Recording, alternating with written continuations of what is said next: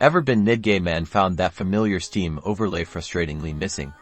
Let's get it back online so you can chat with friends, track achievements, and more, all without leaving your game. First, let's ensure the overlay is even enabled. Open your Steam client, click on Steam in the top left corner, then select Settings in the Settings window. You'll see a tab on the left titled In-Game. Click on that. The very first option should be Enable the Steam overlay while in-game. Make sure that box is checked. If it is, try unchecking it, clicking OK, then going back in and rechecking it. Sometimes a simple toggle can do the trick.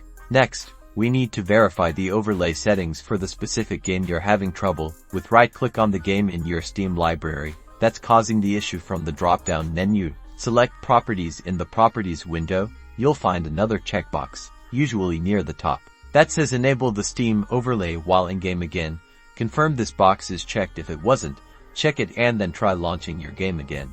Sometimes, other software running on your computer can interfere with the Steam overlay. This is often the case with antivirus programs or other game overlays like Discord or GeForce Experience. If they're not configured correctly, temporarily disabling your antivirus for just a moment to test if the overlay works can help diagnose this. If it does, you'll need to add an exception for Steam in your antivirus settings. Similarly, try closing other overlay applications before launching your game.